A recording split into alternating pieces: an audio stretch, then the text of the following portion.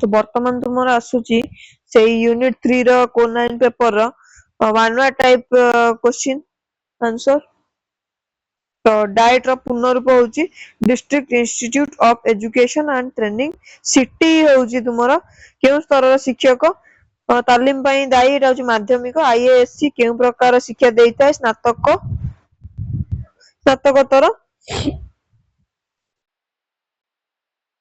प्राथमिक शिक्षकंकर in service तालीम किए देता है डाइट देता है। एमएड पाठ्यक्रम केउ अनुष्ठान चालू थाए आईएएससी। तापर शिक्षक शिक्षा रे गवेषणा केउ पई केउटी दायी आईएएससी। तापर बीडी पाठ्यक्रम प्रधानतः सिटी रे चलता है। तापर जिला स्तर रे शिक्षा उन्नयन रे किए मुख्य भूमिका ग्रहण करे डाइट। तापर शिक्षक शिक्षा पई पाठ्यसूची प्रस्तुति रे केउ अनुष्ठान जड़ित सिटी। शिक्षा क्षेत्र में उच्चतर गवेषणा पई केउटी उद्दिष्ट आईएएससी। शिक्षक भाव में कार्य आरंभ करिया पूर्व दिया हेतुवा तालीम को कोन कह जाय प्री सर्विस प्राक सर्विस। बीएड एक केउ प्रकार रो शिक्षक तालीम पाठ्यक्रम प्री सर्विस तालीम रे कोन गुरुत्वपूर्ण अभ्यास थाए अभ्यास अभ्यास प्रैक्टिस टीचिंग हला। तो प्री सर्विस तालीम रे मुख्य उद्देश्य होची दक्षतार विकास। भारत रे शिक्षक शिक्षा पाठ्यक्रम गुडी को किए मान्यता देइथाय एनसीटी राष्ट्रीय शिक्षक शिक्षा परिषद। प्री सर्विस तालीम रे योग्य प्रशिक्षक अभावर एक गुरुत्वपूर्ण कारण कोन समस्या। छात्र शिक्षक मानक प्रकृत श्रेणी कक्ष रे शिक्षादान करिवार सुजोग कोन कह जाय एटा होची अभ्यास दान इंटर्नशिप। तालीम प्रदानकारी अनुष्ठान गुड़िकरे आधुनिक शिक्षण सामग्री अभाव कोन सृष्टि करे समस्या। शिक्षक शिक्षा पाठ्यक्रम गुणवत्ता नियंत्रण करथुवा संस्थार नाम एनडब्ल्यूएससी एनसीटी। प्री सर्विस तालीम हेउची एक जीवनव्यापी शिक्षार आधार।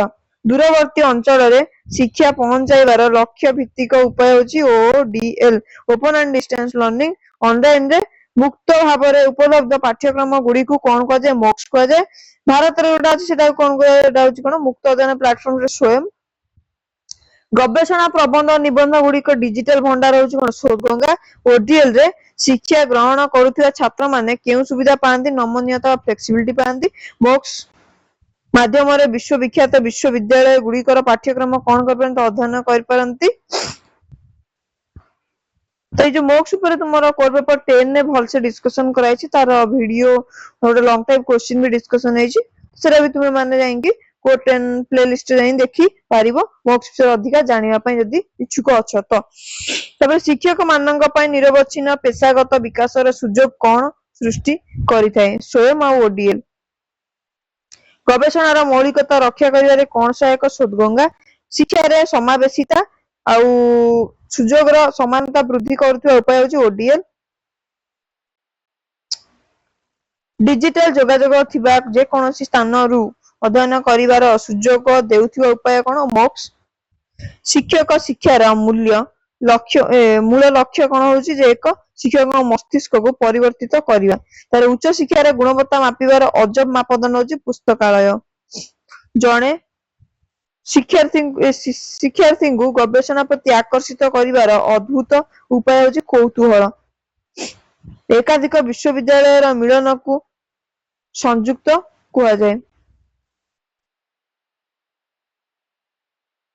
शिक्षक शिक्षा कार्यक्रम सफलता निर्भर करे का उपरे जे अनुवाद और प्रशिक्षण उपरे। उच्च शिक्षा रे एक ऑनलाइन पाठ्यक्रम कोन कह जाय डिजिटल। जणे शिक्षक शिक्षार्थी मन रे जिज्ञासा सृष्टि करिथिबे केउथिरे जे प्रकृति रे विश्वविद्यालय मान्यता प्राप्त हेबा पई कोन आवश्यक स्वयं शासित। शिक्षक माननक पई अतिरिक्त शिक्षा को कोन कह जाय अभिमुखीकरण। उच्च शिक्षा रे छात्र छात्री मध्य रे प्रतियोगिता सृष्टि करे कोन मिलित। शिक्षक तालीम रे शिक्षार्थी कोन दिया जाय शिक्षार्थी कोन दिया जाय ना प्रशिक्षण। उच्च शिक्षा रे गवेषणा प्रकल्पर मूल्यांकन करा जाय का द्वारा मार्गदर्शक। शिक्षक शिक्षा पाठ्यक्रम रे शिक्षार्थी को कोन शिखा जाय शिक्षण बा शिक्षा। उच्च शिक्षा ଅନୁଷ୍ଠାନର ମୁଖ୍ୟ ଉଦ୍ଦେଶ୍ୟ ହେଉଛି ଜ୍ଞାନ ବା ଶିକ୍ଷା। ତ ଏତେ ସରିଯାଇଛି। ମେ ବି ଆଦେହରେ କିଛି ପ୍ରିଣ୍ଟିଂ ମିଷ୍ଟେକ୍ ଥାଇପାରେ। ତ ଇଏ ସରିଲା ତମର 1 word type exam oriented important series unit 3 ର। ତ ତୁମେ ଏଇ କ୍वेଶ୍ଚन ପ୍ରିପେୟାର ହେଲେ ସେଇଟା ହିଁ ଏକ୍ସାମ ରେ ଯେମିତି ହଉ ଆସି ହିଁ ଯିବ। ତ ଆଜି ପାଇଁ ଏତିକି ଥିଲା। ଥ୍ୟାଙ୍କ